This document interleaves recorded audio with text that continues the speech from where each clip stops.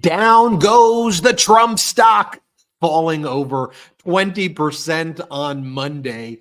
Used to be under the stock ticker DWAC, now under DJT. I saw one person remark when Donald Trump was talking about being 47, I'm not sure he meant the stock price, but as we've been saying here at the MeidasTouch Network, it's our opinion that this is trading like a meme stock.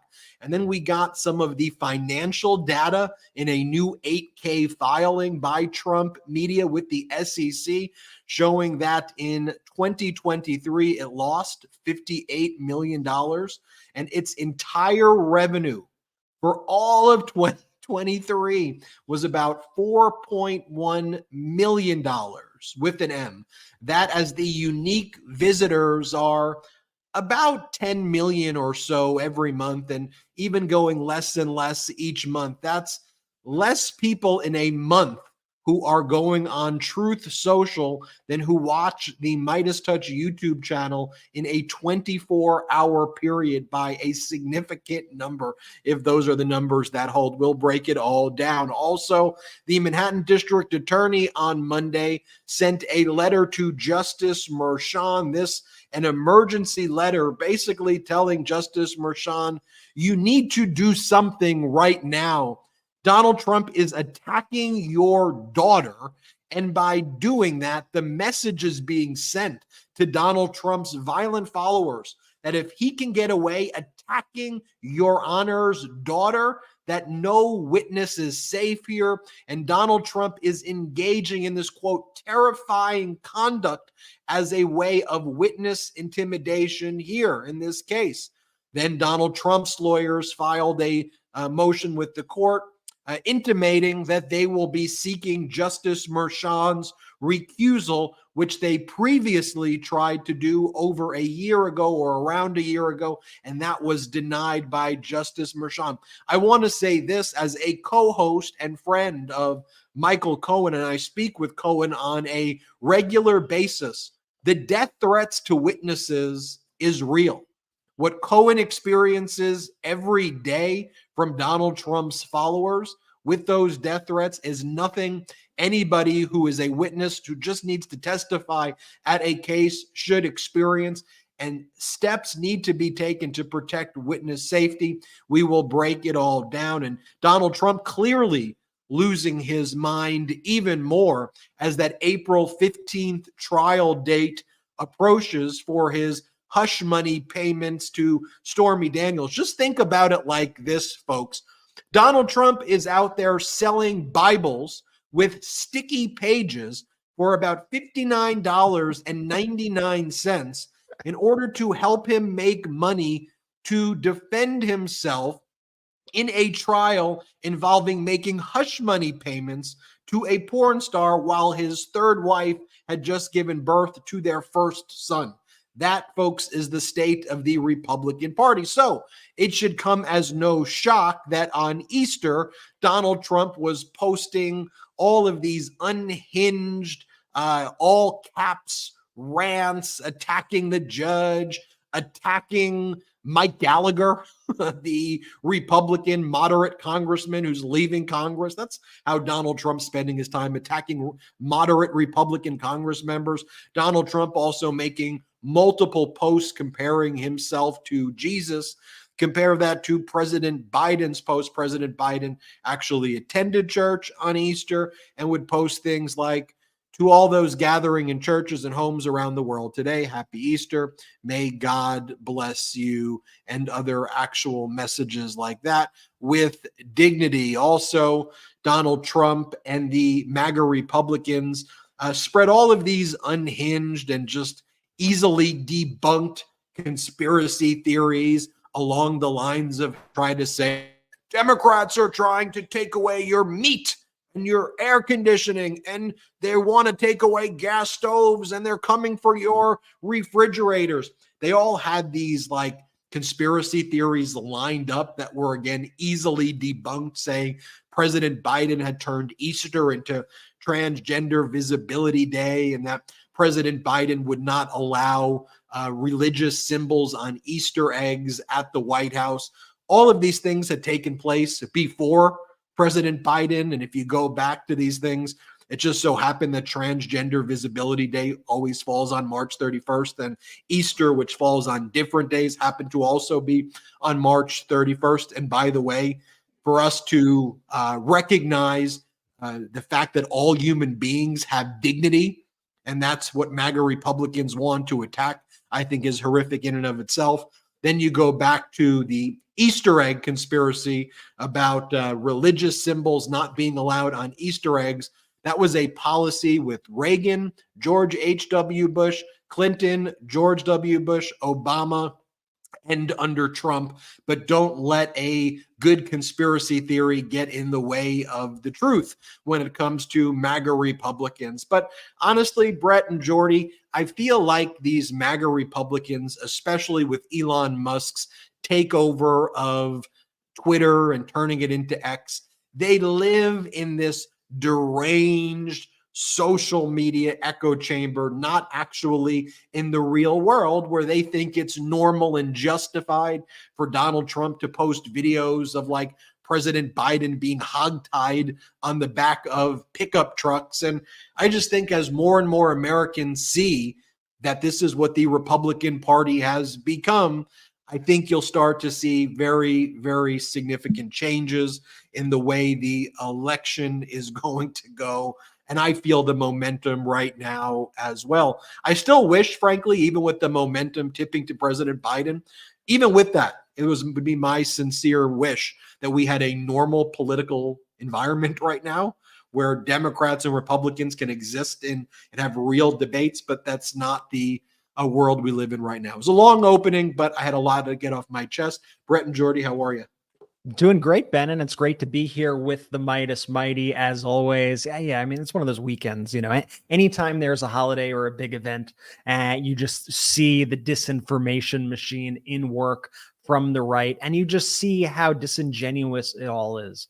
It's an entire movement based on lies, based on fake outrage, based on violence and violent threats, and based on just the fundamental attack on decency and on humanity, quite frankly. I mean, I feel like for so long we saw a kind of America, especially when Barack Obama was president, this America of hope, this America of inclusion, this this kind of turning of the corner, this look back at the past and saying, you know what, we're better than how this country has been in the past. We are moving to be this more perfect union where we embrace diversity, where we embrace inclusivity. And now the right wing and this whole MAGA movement has turned that into a 4-letter word where the very nature of diversity, the very nature of inclusivity is thought to be a bad thing. And those sorts of beliefs are the beliefs that are amplified, Ben, like you were saying, on Elon Musk's X as the kind of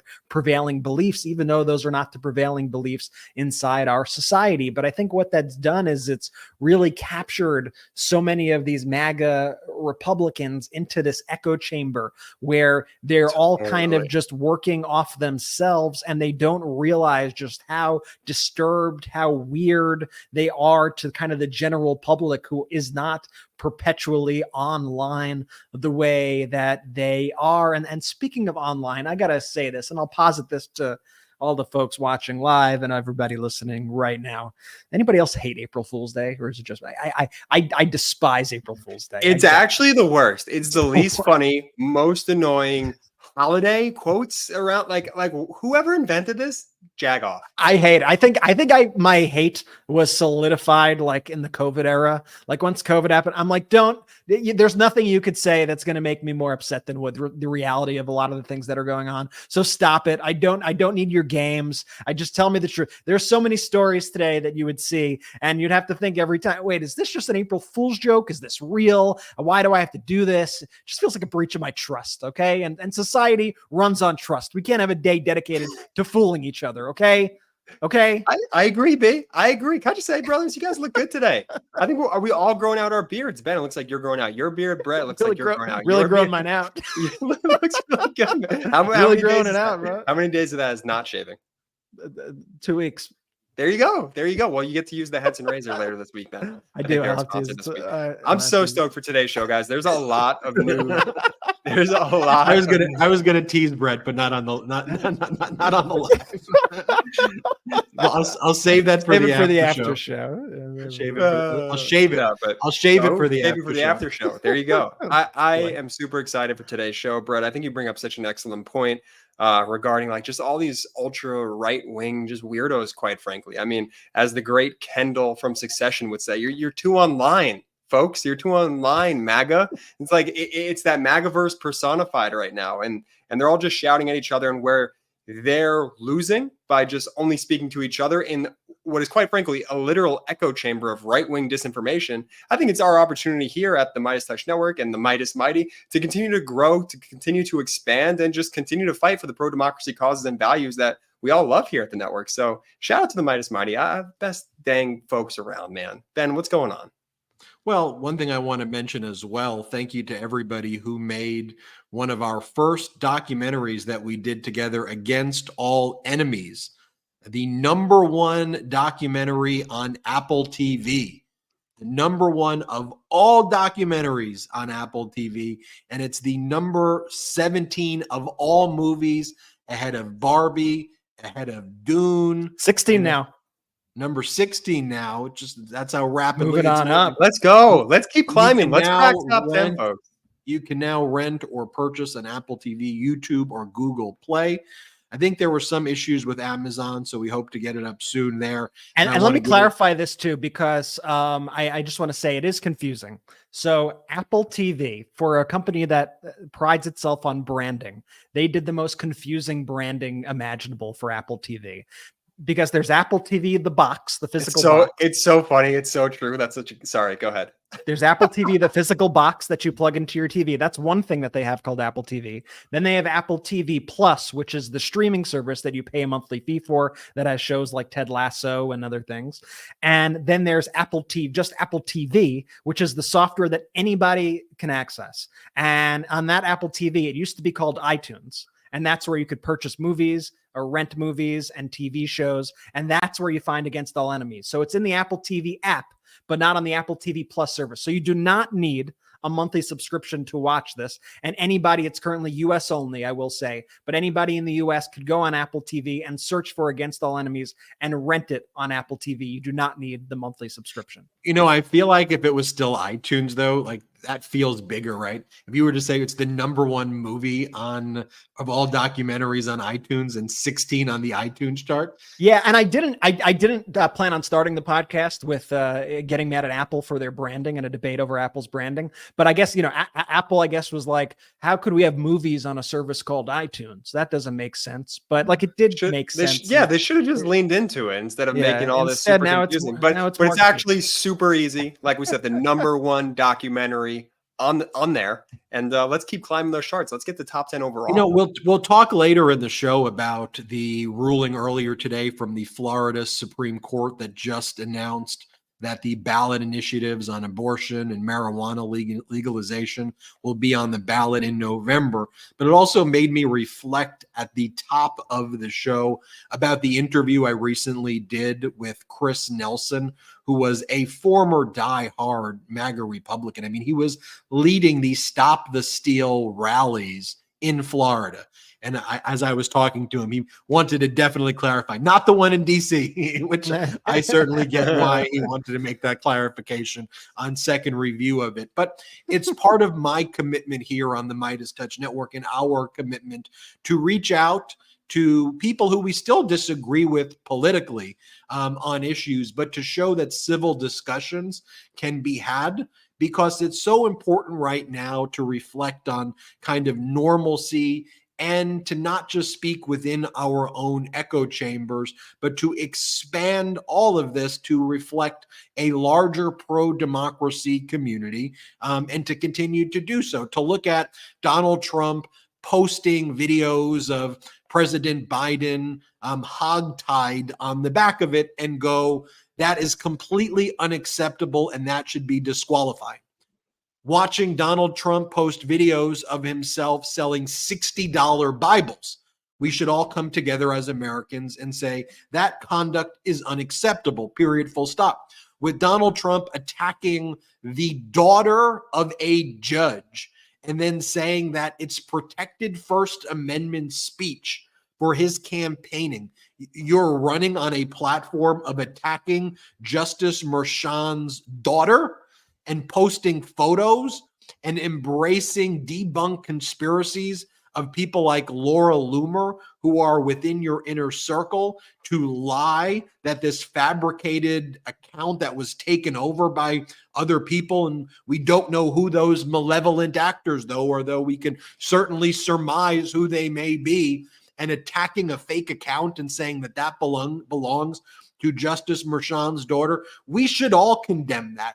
That conduct should be absolutely disqualifying, and we should not normalize that, whether you're a Democrat, a Republican, or an independent. And it's, again, so sad that the Republican Party has been taken over by MAGA. And just think about this and all of the conflicts that are created by Donald Trump going public with this stock that was once Digital World Acquisition Company. Once it merged with Trump Media, it's now trading under the ticker DJT.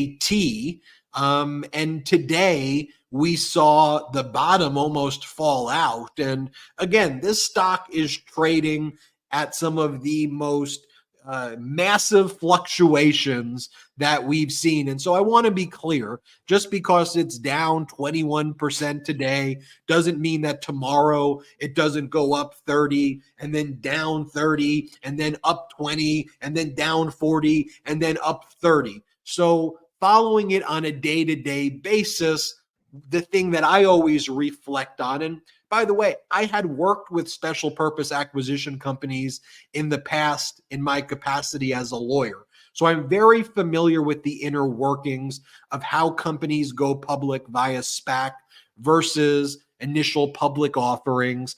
And ultimately, for me, I want to look at the fundamentals of a business.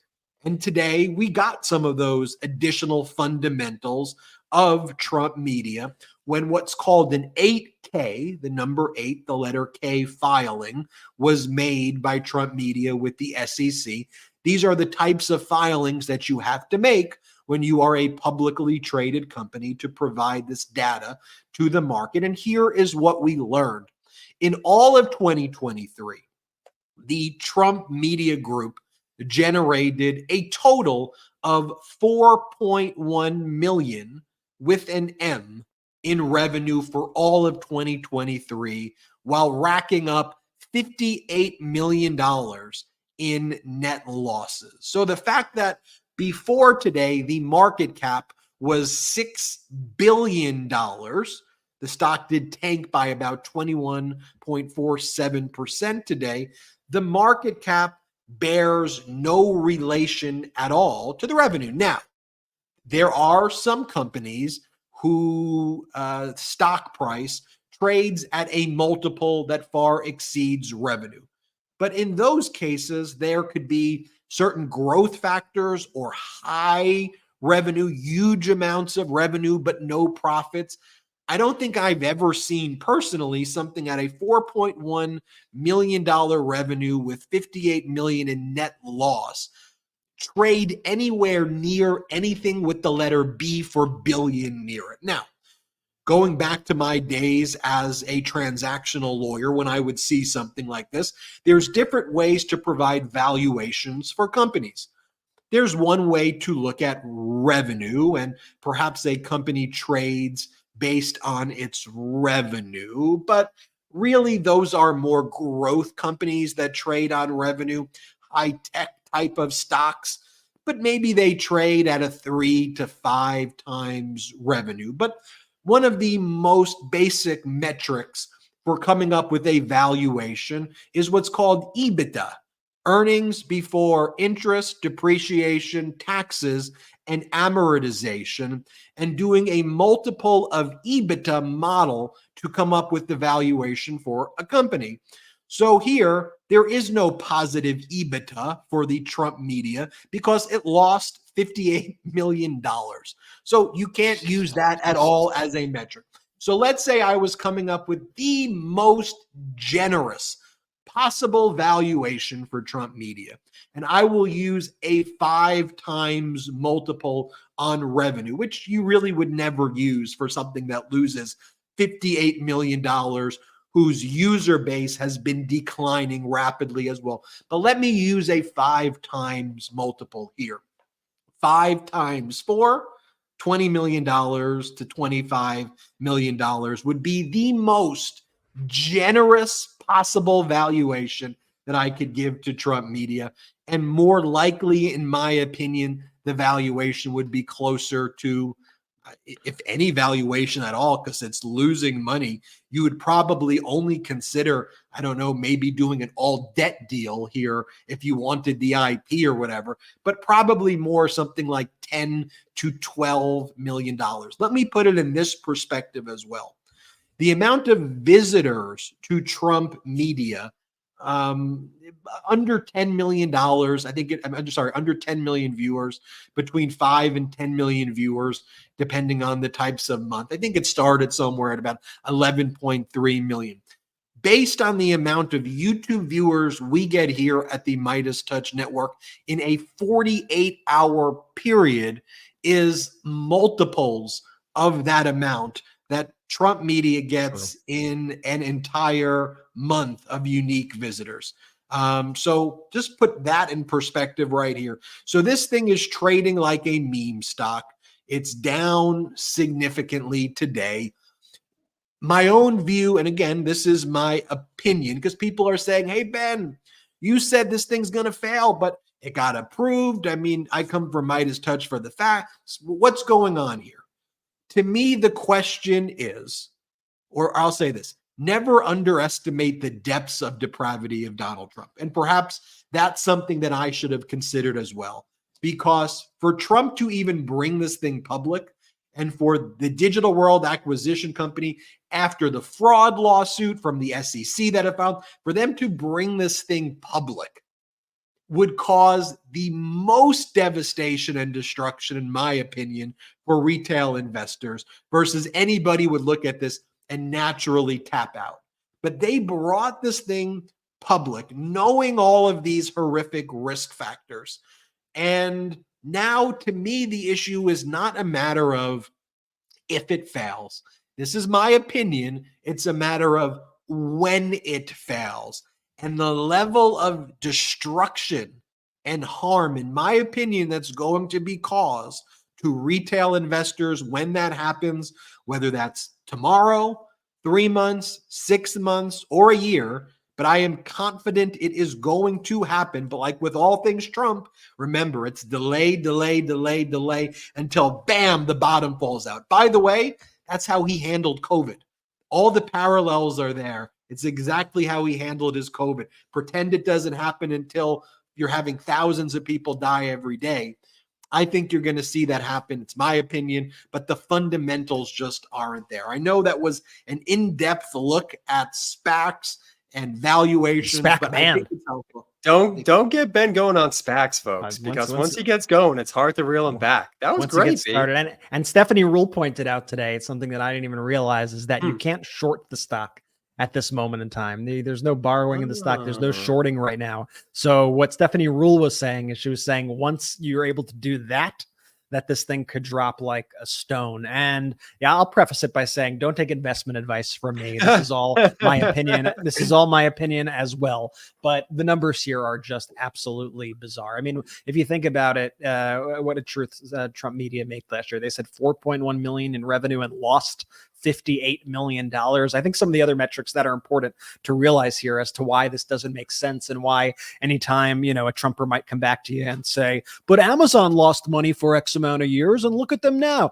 Yeah, this is not Amazon. Let me tell you. And Amazon was in a period of extreme growth. Right. At that time. When you look at and their filings today from Q3 to Q4, Truth Social actually lost revenue, and that should actually be probably its most profitable quarter going into Q4 of last year. And they lost revenue. They're losing users, so it's a declining business as well, in addition to the numbers themselves being horrific. And if you look at even like a singular Chick-fil-A franchise, does on average around 2x in revenue what Trump media did last year. And that's without taking a $58 million loss. So something stinks, and it's in addition to Donald Trump, but it's the Trump media stock. Something stinks here. And it seems like it's also being used, once again, my opinion, as a conduit of people to, almost to avert campaign finance laws. Like, I could donate to the campaign, or I could invest in the DJT stock. I'm going to invest in that guy. And it poses a lot of risks as well. If you have a guy running for president where you could have these foreign sovereign wealth funds like the Saudis investing in things like this, there are so many other additional conflicts to having the stock on the market too that aren't even being explored fully at this point. And it's hard to imagine that this does not end badly. And Brett, you're Trump supporters investing. You're so right. And even beyond the stock, just the platform itself is incredibly problematic as far as what types of sponsors are coming in there. We've done stories on it on MeidasTouch.com, the types of sponsors and the types of money that was being funneled into Truth Social. It's a weird, bizarre thing that, just everything the man touches just fails miserably. That's why it just, it drives me crazy when you see these legacy media, not to bash, not to go there, but like talk as if, this guy is some powerhouse juggernaut, that he's some intellectual genius, that he's playing 4D chess. He couldn't be further from that. The dude is absolutely pathetic. Everything he touches fails miserably, crashes and burns. And it just seems like the only folks left in the destruction are just the regular citizens who have fallen for his, his snake oil salesmanship. Jordy, to your point right there, the failure of political media is also, we also see with the business media as well. To watch the political media fail miserably, but also the kind of business news, those who follow the stock market try to put themselves in contortions to try to justify the existence of the stock when the fundamentals are not there. Whenever I watch that, whether it's CNBC, or Fox Business, but I expect Fox Business to be trash. But when I watch CNBC, them talk about this, like this could be a real thing. And it just makes me reflect on everything they talk about in report. Absolutely. I'm like, if this is how you're viewing this meme stock, when the fundamentals are something that is so bizarre, what else are you giving me in a diet of disinformation? Because you're clearly not providing accurate stuff. Jay, I want to talk more about that. I want to talk about, though, the difference between President Biden's message on Easter to Donald Trump's message. I want to talk about what's going on in the Manhattan District Attorney criminal case. And I also want to remind everybody as well, go to patreon.com/MeidasTouch. You see the growth of this network. It's thanks to you. That's one of the ways we help build this independent media platform. The other ways is through our pro-democracy sponsors. So let's hear from some of our pro-democracy sponsors. Trade Coffee is changing the way you experience coffee at home. They continuously curate a wide variety of coffees from the best small batch specialty roasters in the US, then make personalized recommendations based on what you like or may like to try. Each bag is roasted to order and shipped fresh to you by one of their 50-plus partners. Listen, Meidas Mighty, you know that I'm the resident coffee geek here at MeidasTouch. I would not vouch for just any coffee company. From dark roasts to decafs, espressos to cold brew and iced coffee, you could discover the best coffee suited to your taste with Trade. And it's not too early to begin thinking of the perfect gift for mom, dad, graduates, or your best friend getting married this season. Whether it's a gift for yourself or a gift for a loved one, you can't go wrong with better coffee. I personally like bright, eccentric coffees. I love a good light roast. So I told Trade my preferences and they've nailed it every single time. This is the latest bag I received. This one's from Kuma Coffee, a roaster in Seattle, and the freshness and the flavors are incredible. Plus, I never have to worry about running out because I know my next freshly roasted bag is going to be delivered straight to my door. Do you love coffee as much as I do? If so, you need to try Trade today. For a limited time, enjoy a free bag and up to $15 off select plans when you visit our link, drinktrade.com/Meidas. That's drinktrade.com/Meidas for a free bag and up to $15 off select plans. drinktrade.com/Meidas. MEIDAS. You all know I love math, right? So let's do some quick math.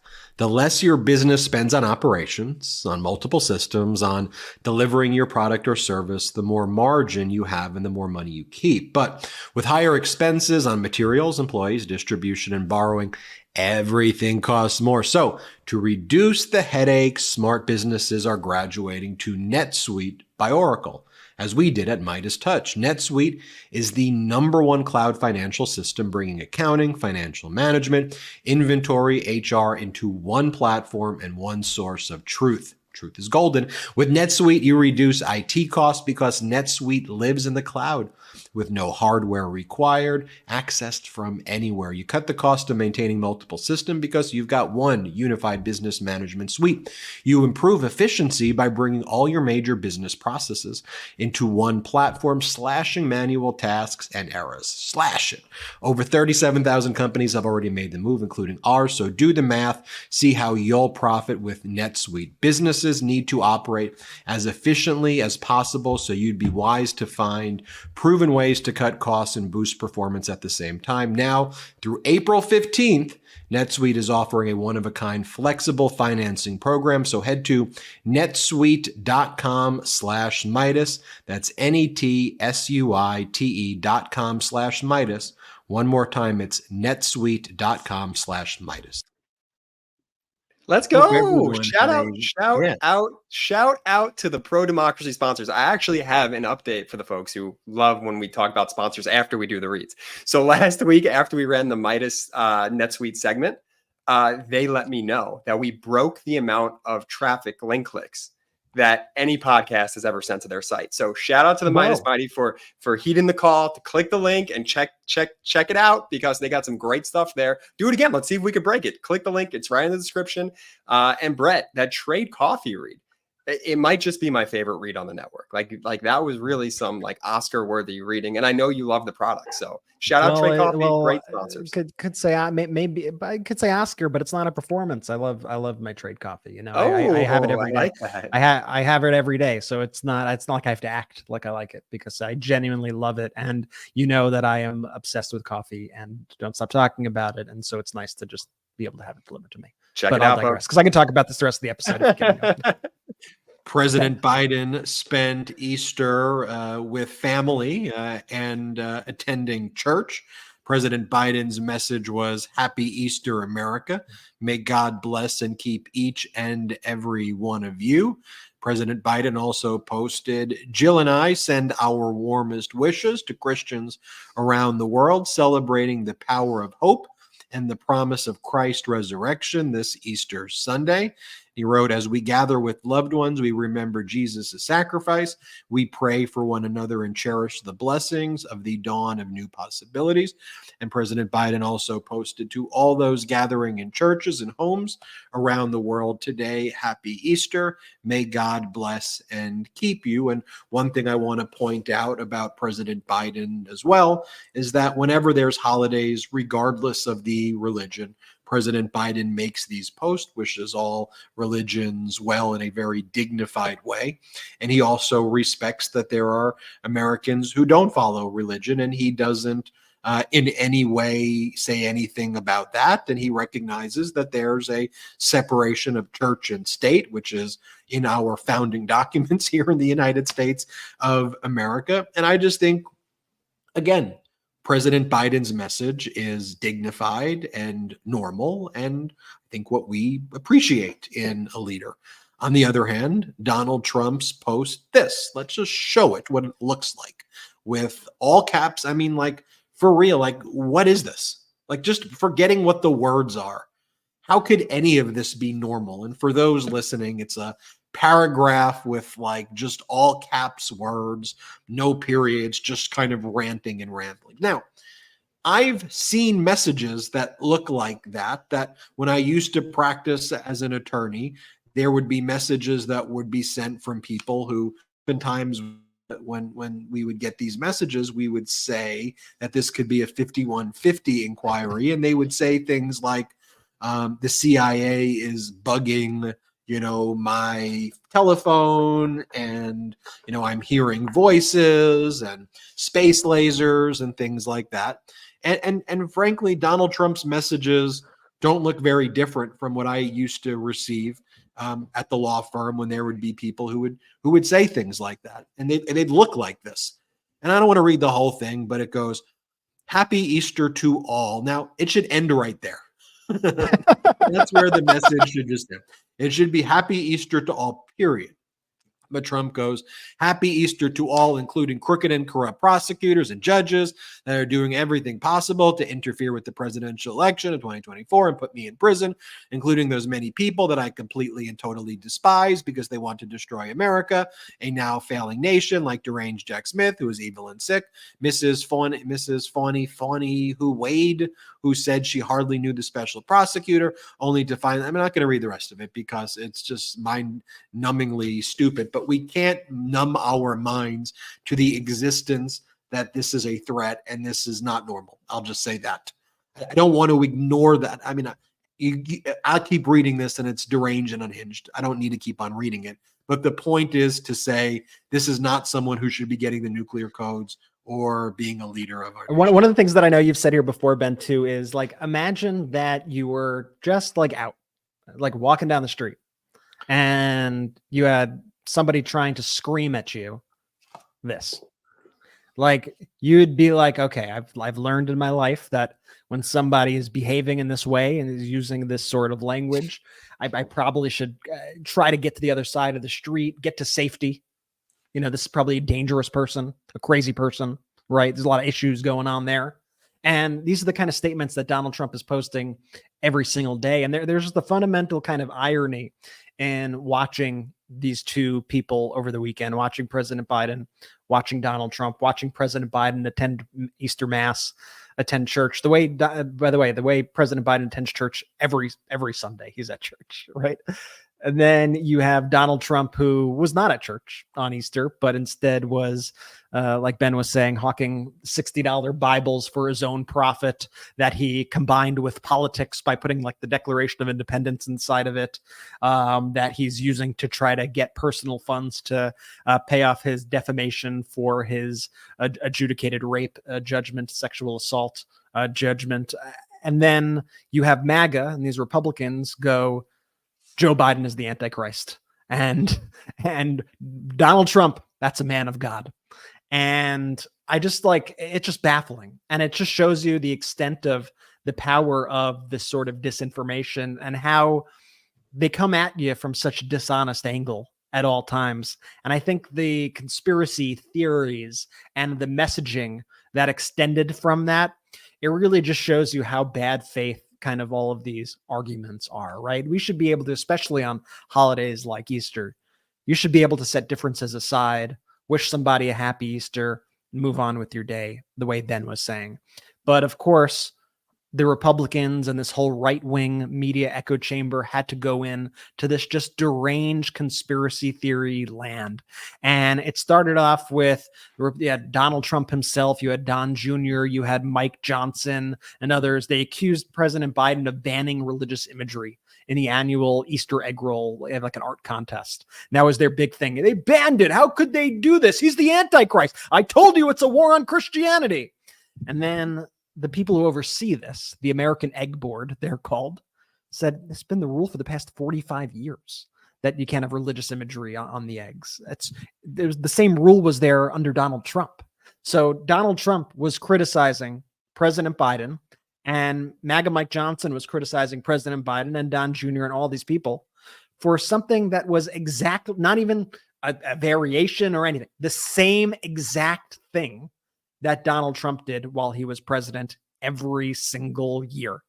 And that's not all, obviously, because this was the one year, probably the one year like this will ever happen, where Transgender Day of Visibility fell on the same day as Easter.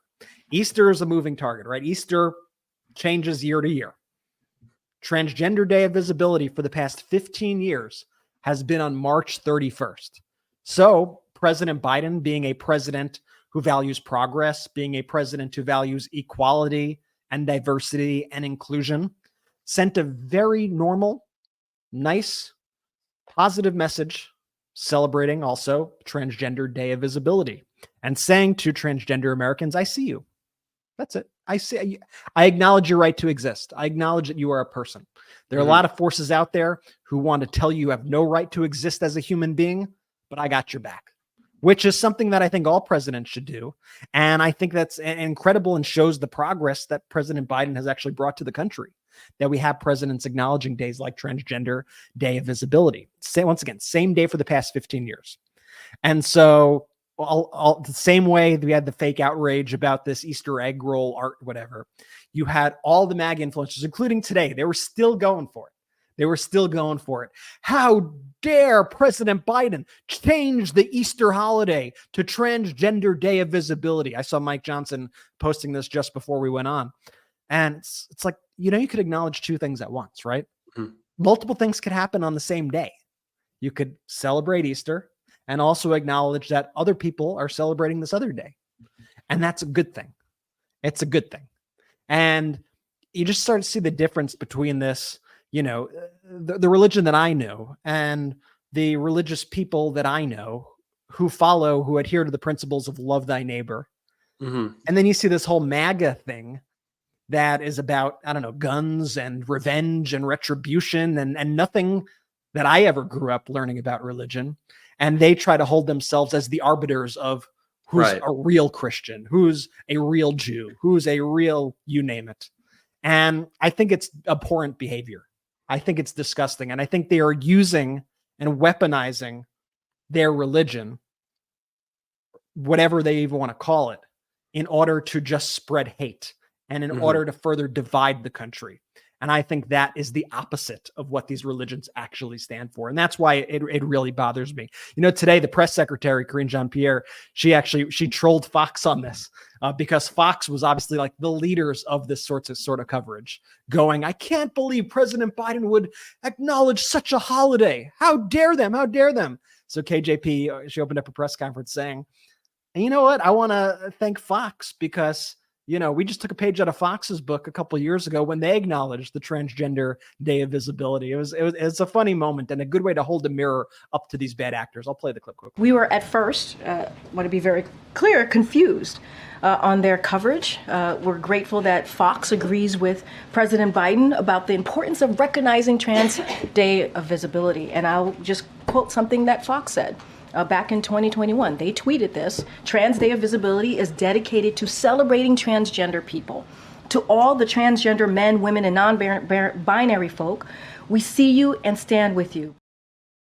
We've done deep dives of this too, brothers. Remember, we've had numerous reports on our website about how while Fox rails against DEI and diversity and inclusion, they themselves pride themselves in their inner documents and their internal documents on being a place that values DEI and inclusion and diversity, that while they rail against a lot of these transgender groups, all these LGBTQ groups, they themselves are also sponsoring like the LA Pride Fair and things like that.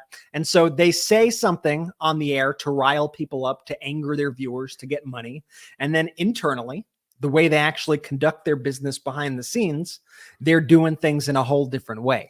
And it's that hypocrisy that really shows the bad faith actors that we're constantly seeing. It's the hypocrisy like we saw with even Caitlyn Jenner, who also had to voice her opinion on the issue here. Yep. And you had Caitlyn Jenner, obviously people immediately started digging up receipts on this. Caitlyn Jenner saying how she's absolutely disgusted that Joe Biden has declared the most holy of holy days as Transgender Day of Visibility. And people immediately dug up her post from, a few years ago. It's from 2017.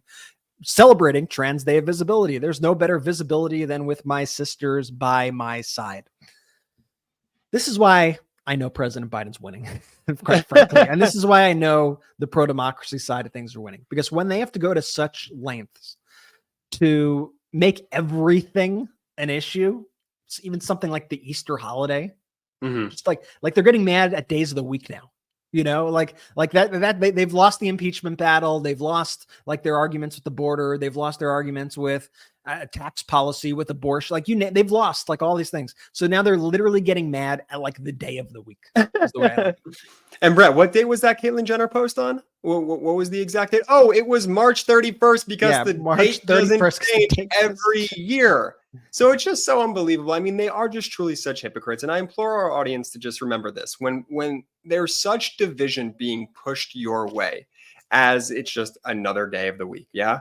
Just ask yourself, where is this all coming from? Where are these stories coming from before you immediately have a gut reaction to what's happening? Because 9 out of 10 times or 10 out of 10 times, it's this example right here. Whether it's Trump did the same thing about Biden with the religious messaging during the Easter egg roll, whether it's Trans Day of Visibility just falling on the same day every year, and President Biden just simply acknowledging the existence of trans people everywhere.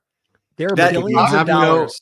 That Fox News and all this right-wing outrage machine is going to just lose their minds and try and make it seem like President Biden is the one hawking Bibles for $60 with the American flag on it, that President Biden had compared himself to Jesus. That's why the Republicans at large are constantly playing cover-up. They're trying to figure out ways in which they could try and show that President Biden isn't a Catholic, that President Biden isn't a religious man, a man of faith, because they have their guy going out there and literally comparing himself to Jesus, to hawking Bibles. It's unbelievable.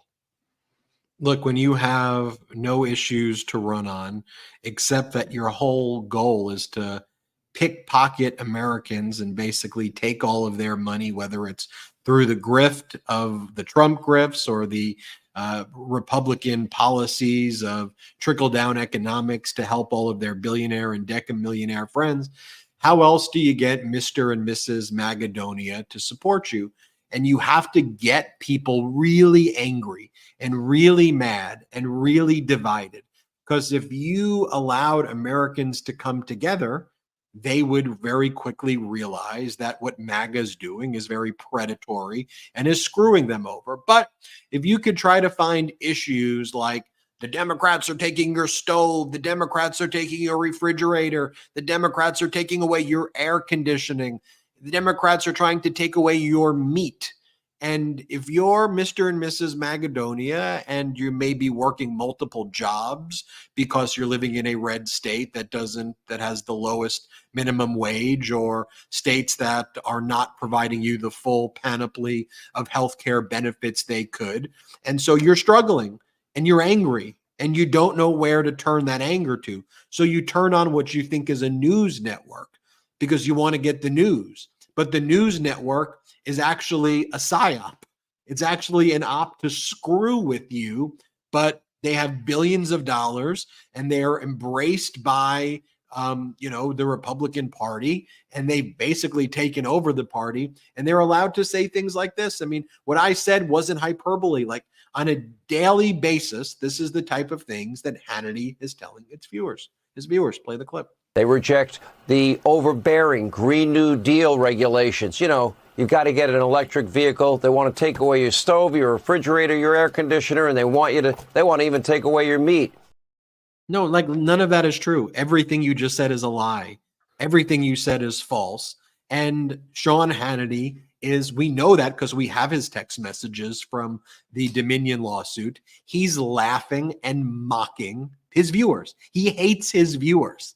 He treats his viewers like crap. He and Tucker and all of them are doing it for money, and they know they're being predatory, and they just don't give a crap because they're making a boatload of money. That's their business model, screwing over and dividing this country. And then they want to normalize things like Donald Trump's other post of a video of President Biden being hogtied. And then they try to act, oh, he was just posting a video. He didn't do it. What are you talking about? You just even admitted he did it. He decided to post the video, and the video is of a car. He could have posted other videos. He could have posted a video of bunny rabbits. He could have posted a video of himself saying things about Easter that were nice. He chose to post a car. He's knowingly, he did it. What we're supposed to be like, yeah, it's not his car though. It's his video. It's his platform. If somebody engaged in this conduct at your company, let's just say the boss didn't like one of the board members. And so the boss decided to post the video of a board member being gagged being hogtied, not gagged, being hogtied on the back of a pickup truck. And then the boss said, it wasn't my car. I just posted it. What do you think would happen in any size organization? In any event, we still got a lot to talk about on this episode of the MeidasTouch Podcast. I want to talk about the Florida Supreme Court ruling, Brett. I'd love to get your take on that. Then I want to give my take on everything that's happening in the Manhattan District Attorney criminal case against Donald Trump, scheduled for April 15th. Talk about that and more. Let's take our last quick break of the show. Sleep is the foundation of our mental and physical health. When you are sleeping well, you can perform at your best, mentally and physically. Introducing Beam's Dream Powder, a science-backed healthy hot cocoa for sleep. If you know me, you know that Dream has been a game changer for my sleep.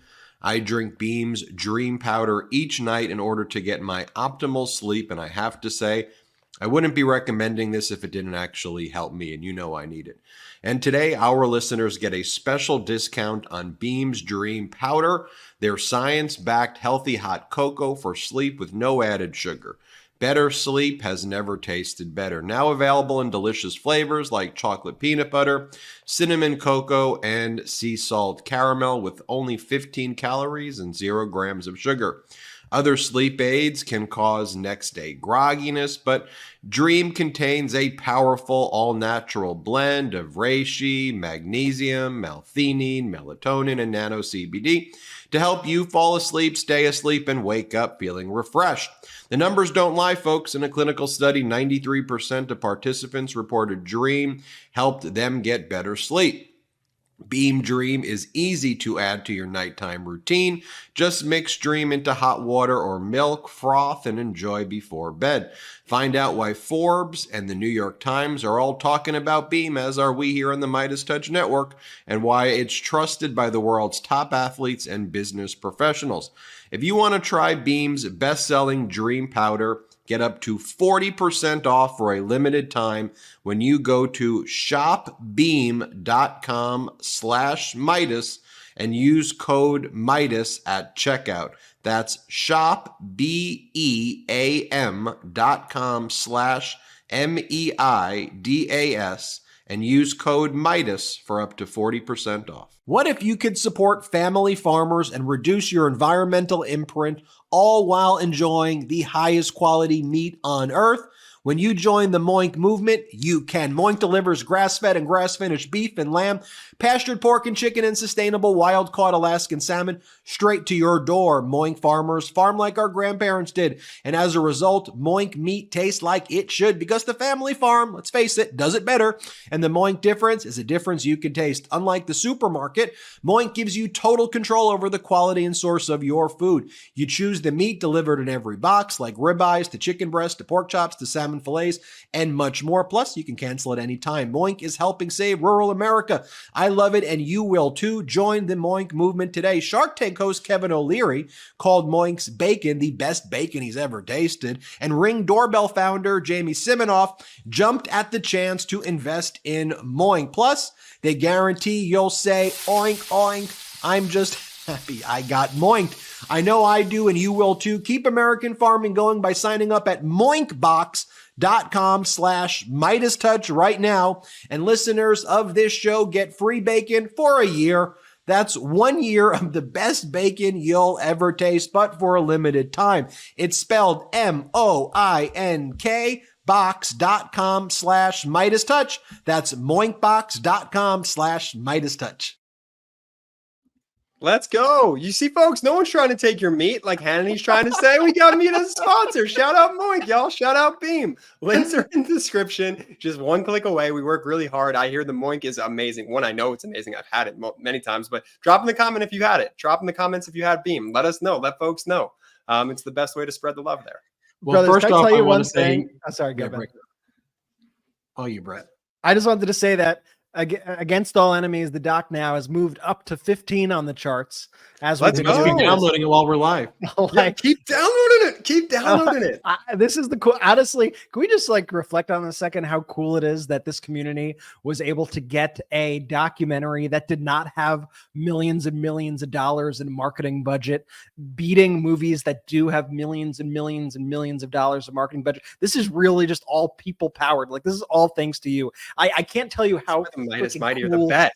I can't tell you cool. Like, just look at the movies this is next to right now. Okay, we have Oppenheimer at 12. Okay, Oppenheimer. you don't see Barbie top on there 10, people. Let's because crack we top 10. We beat Barbie. Okay, we got to beat Wonka next. That's my next target. Our next target's Wonka. And we should have said this before, too. The link to the description that will take you right where you could purchase the movie. It's also in the description here. Yeah, it's in the description. So it's one click away from right now. So let's see if we can get that to top 10, folks. And let me just give a huge congratulations to the team behind it too. I want to make sure they get their due because they did it and they're incredible. So Charlie Sadoff, the director producer Ken Harbaugh, who you know from this network on Burn the Boats and from the Against All Enemies podcast that we air here almost every night. Sebastian Junger and Dan Barkoff. I want to give a huge shout out to them and everyone else involved. And when you watch it, you'll see a lot of MeidasTouch contributors in the movie itself, like Chris Goldsmith, and you'll see Denver Riggleman and folks like that. And it's I keep sending us your feedback because every day I wake up to your amazing comments and it like makes me so happy. So keep it up. Thank you. Brett, big ruling from the Florida Supreme Court. Why don't you take Florida Supreme Court? I'll take Manhattan District Attorney. We'll crisscross the country. You take the South, I take the North. What do you think, Brett?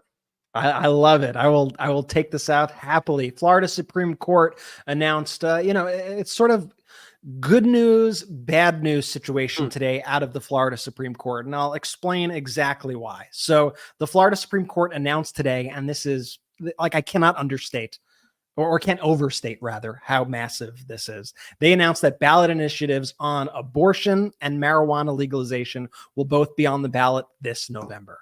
So previously, both of these initiatives were challenged in court. Those challenges were, of course, supported by people like Governor Ron DeSantis and the Florida Attorney General Ashley Moody. And so here's what the two initiatives are. The first initiative is called the Amendment to Limit Government Interference with Abortion. It's also known as Amendment 4. This would enshrine abortion rights into the Florida Constitution, specifically stating that, quote, no law shall prohibit, penalize, delay, or restrict abortion before viability.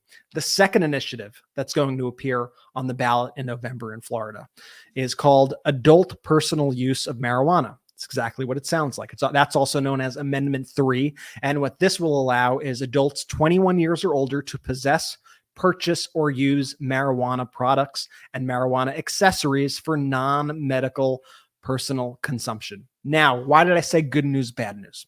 Here's the bad news. The court simultaneously is allowing a 6-week abortion ban in the state. That's overturning decades and decades and decades of precedent, of legal precedent in the state. It's absolutely horrible. But they did that, and at the same time, they are allowing this abortion rights to be enshrined in the Constitution in November, which isn't that far away. So that gives me hope. Now, I think at least 60% of voters, I believe, need to vote for these amendments in order for them to pass in November. So why do I think this is such a big deal? Because the political implications of this are tremendous. And we've seen this now across the country in all these various kind of ballot initiatives, where when you have things like abortion on the ballot and things like marijuana legalization on the ballot, people make sure that they get to the polls because their rights are literally in their hands. And so these initiatives being on the ballot could dramatically alter the state of many elections this November. It could lead to the easiest way are those congressional races, right? You get around the margins, you get more Democrats to vote or people to vote for these initiatives. If that has a down ballot effect on other aspects of the ballot, you could see a lot more Democratic Congress people as a result of this election. It also puts Rick Scott's Senate seat for grabs in a very tough Senate environment for the Democrats. Also, it could make Florida in play for President Biden.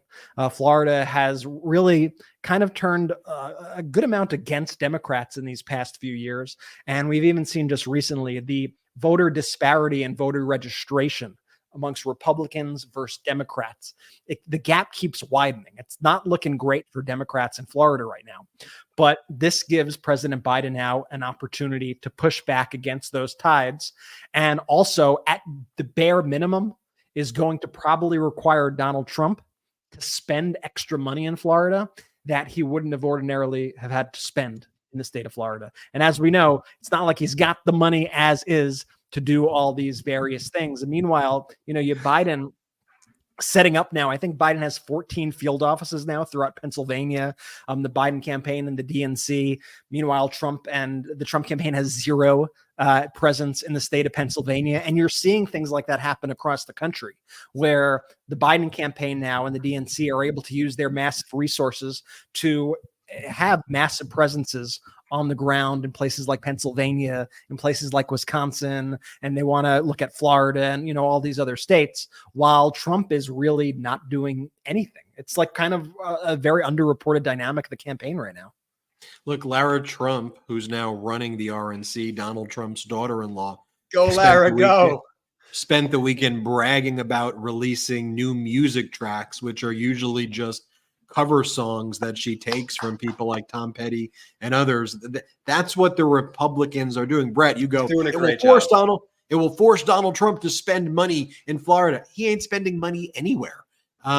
In a traditional framework of how campaigns are run, there is a little chess match. Field offices open here, field offices then from the other party open there. And then they kind of, you know, decide like, okay, are we going to like put up field offices here as a way to bait the other side to investing money, right? It's very tactical, right? And surgical in how you make these maneuvers. Trump is doing none of that at all. He hasn't held an event for any significant period of time because he doesn't have the funds and he's not reaching out and making that. And even when he raises the funds, he spends it on himself.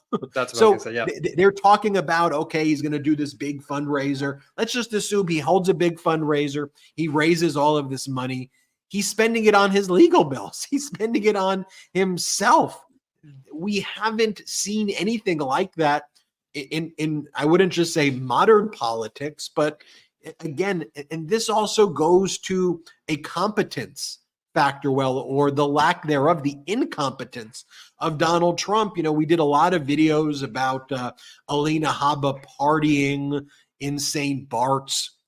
And the reason we showed a lot of these videos is like, you're a loser.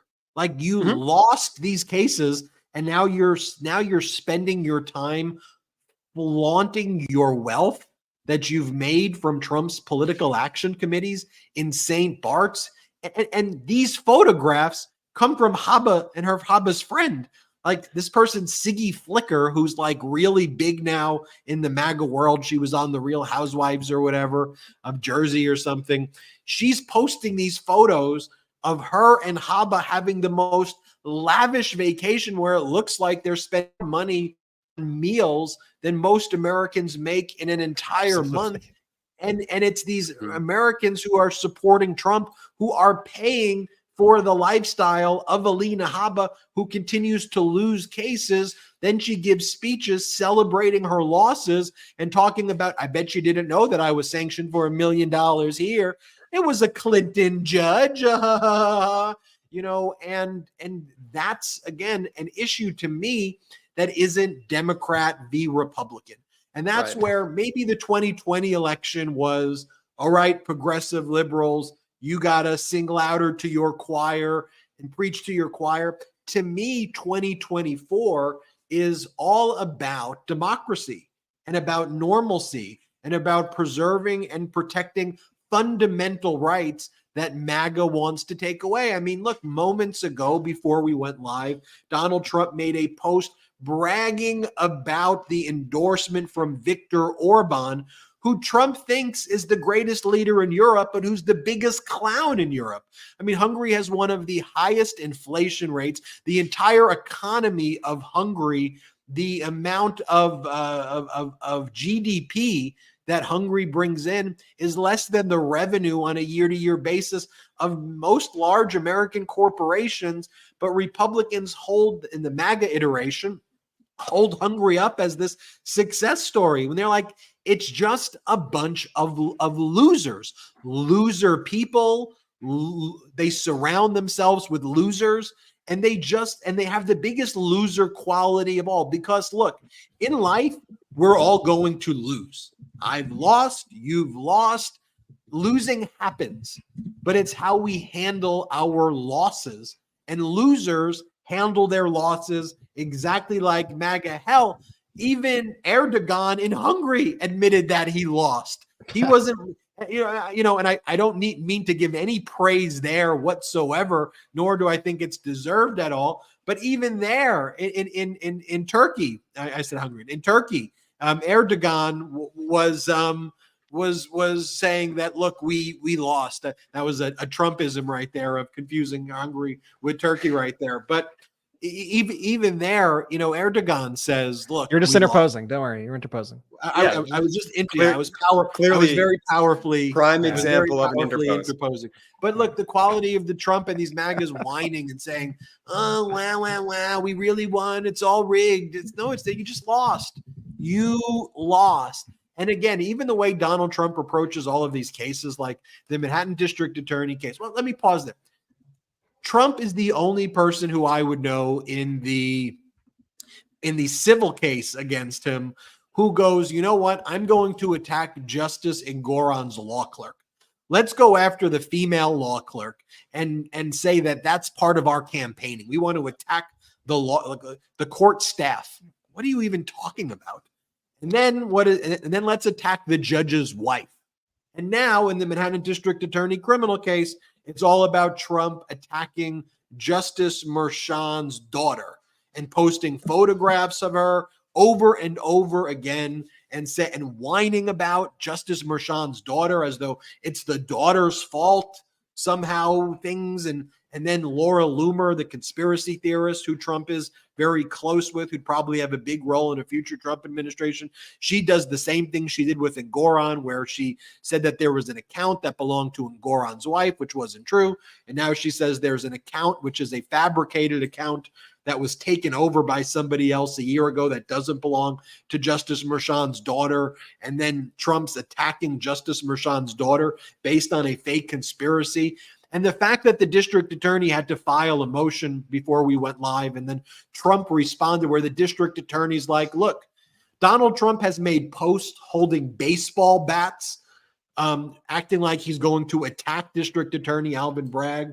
Donald Trump has referred to a witness as death.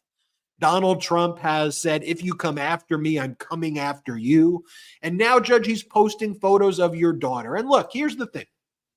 Justice Merchan, you may feel like you and your daughter have the security protection because you're a judge and the court provides that type of protection. But you know who doesn't have that type of protection? People like my co-host Michael Cohen on Mea Culpa and Political Beatdown. People like other witnesses who are going to be, Hope Hicks is supposed to be someone who, who testifies, and whether she's still in Trump's camp or not in Trump's camp anymore.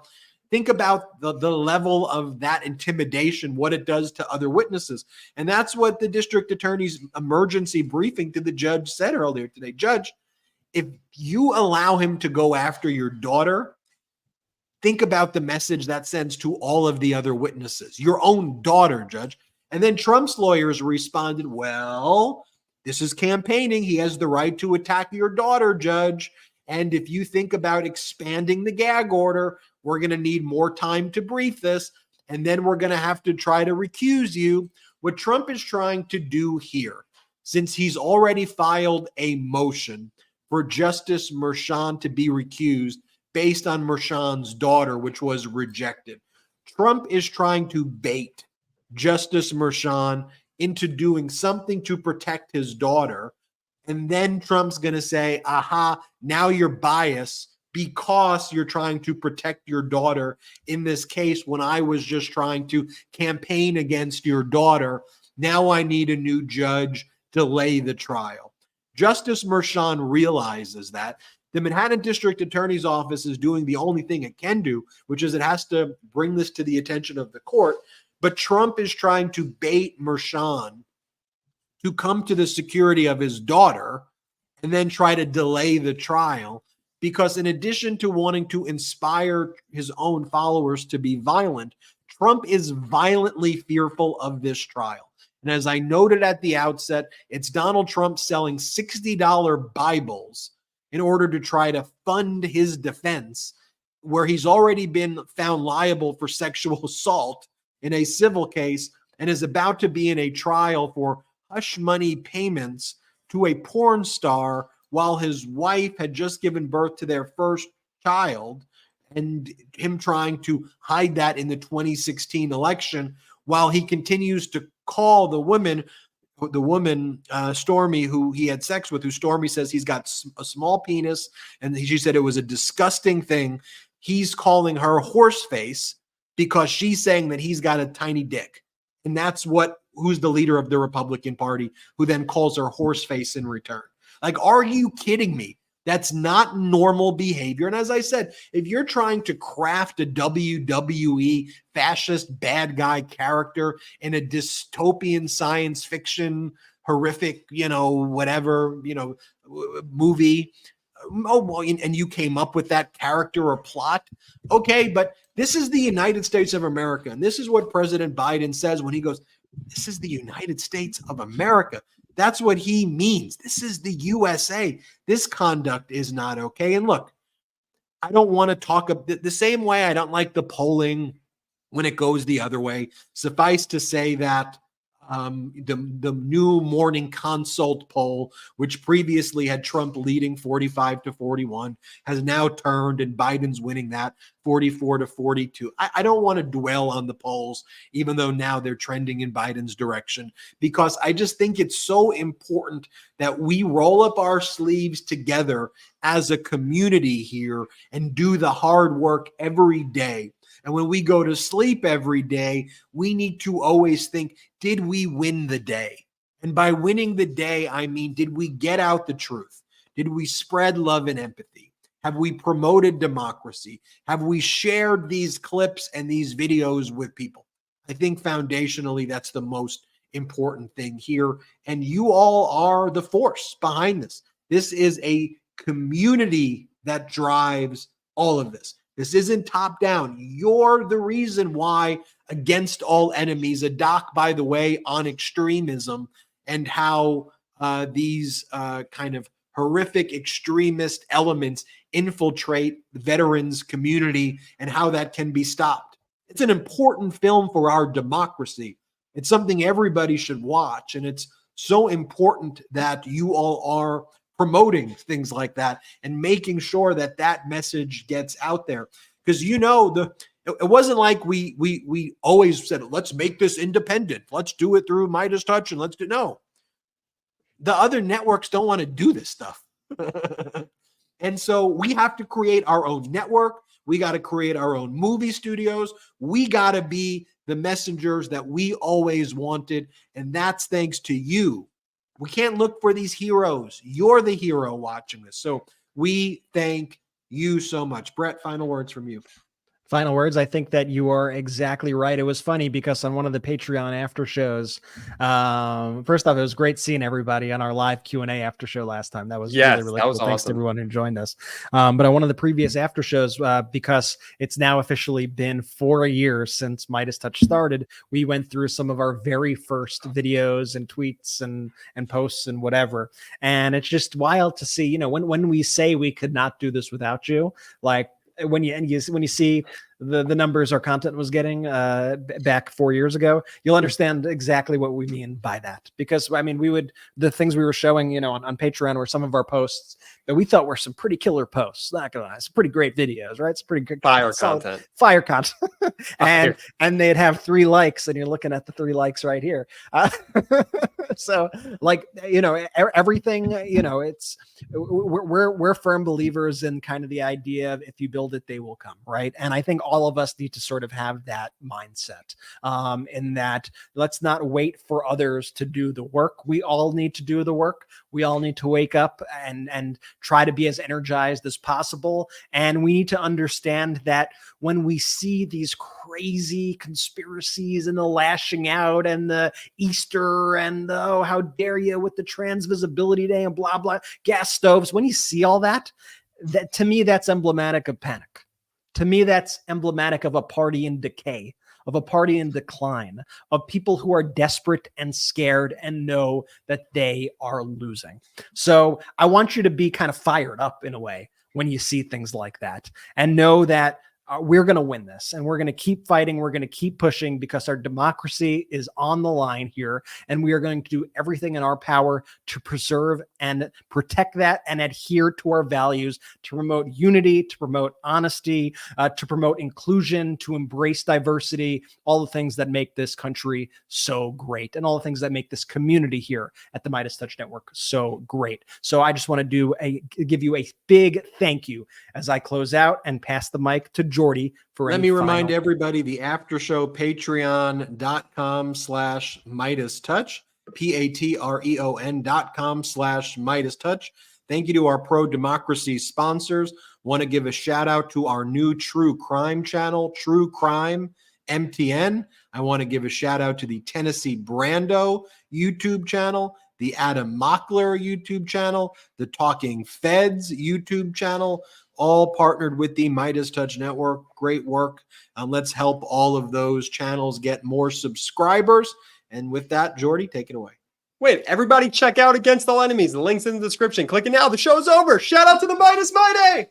The Midas Mighty standing strong against the fascists. We sing our song. We will get it right whenever.